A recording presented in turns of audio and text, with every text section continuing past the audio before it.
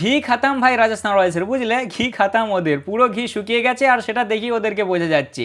টুর্নামেন্টের শুরুর খেলাগুলো দেখার পর যে টিমটাকে ভাবলাম যে এরা সবার আগে কোয়ালিফাই করবে টপ ফোরের জন্য, আজ তারাই সবার আগে টপ ফোর থেকে বেরিয়ে গেল রে। মানে আজাবই চলছে ভাই, বুঝলে টুর্নামেন্টের শুরুতে যা রাজস্থান পারফরমেন্স দিচ্ছিল না, মনে হচ্ছিল কেউ ধারে কাছে ঘেঁচতে পারবে না এদের, আর ঘেঁচতে পারছিল না, সেই লেভেলেরই এরা পারফরমেন্স দিচ্ছিল।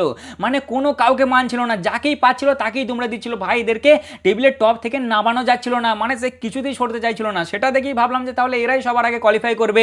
আজ জিটিএ এসে কান ধরে বের করে দিল ওদেরকে, বলে চাল মুন্না সাইডে হয়, এবার আমাদের সময় চলে এসেছে, এবার আমরা রাজ করবো এই টেবিলে। হ্যাঁ রে ভাই, আজকে রাজস্থান রয়্যালস বেরিয়ে গেল টপ ফোর থেকে। মানে এক টাইমে এরা যে লেভেলের পারফরমেন্স দিচ্ছিল না, সত্যি ভাই আশা করিনি যে এরা এইরকম পারফরমেন্স দিতে লেগে যাবে লাস্টের দিকে এসে। যেখানে প্রথমে 4টে ম্যাচে 4টেই জিত, একবারে ডমিনেটিং ভাবে জিত, সেখানে তারপরে 7টা ম্যাচে জাস্ট 2টো জিত, বাকি 5টা ম্যাচ এরা হেরে গেছে। আর আজকের ম্যাচে তো কোনো খেয়েই খুঁজে পেলাম না আমি রাজস্থান রয়্যালসের, না ব্যাটিংয়ে না বোলিংয়ে, মনে হলো যেন ভাই গুজরাট টাইটান্স একাই পারফরমেন্স দিল, বুঝলে তো।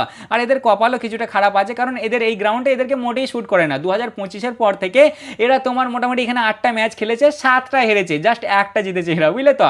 মানে কপাল খারাপ ভাই এদের। গুজরাট টাইটান্স আজকে রানের দিক থেকে সব থেকে বড় জিত পেল রাজস্থান রয়্যালসের সামনে।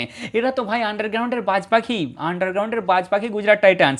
যেখানে প্রথমে 7টা ম্যাচে জাস্ট 3টে জিত, সেখানে তারপরে 4টে ম্যাচে 4টি জিত। আবার কাদেরকে হারাচ্ছে দেখো, প্রথমে সিএসকে, তারপরে আরসিবি, তারপর পাঞ্জাব কিংস, আর আজকে রাজস্থান রয়্যালস। ভাই সিএসকে, আরসিবি আর পাঞ্জাবকে তো 165 নিচে আটকে দিয়েছিল এরা।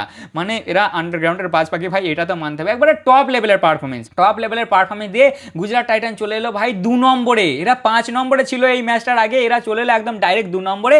আর একটা কি দুটো ম্যাচ জিতলে এরা একদম কোয়ালিফাই করে যাবে। মানে ভাই পারফরমেন্স তো গুজরাট টাইটান আজকে টপ লেভেলে দিয়েছে, মানে একবারে মন জয় করে দিল, বুঝলে। বাট রাজস্থান রয়্যালস তোরা এটা কি করলি ভাই, না তোদের দ্বারা ব্যাটিং হলো আর না তোদের দ্বারা বোলিং হলো।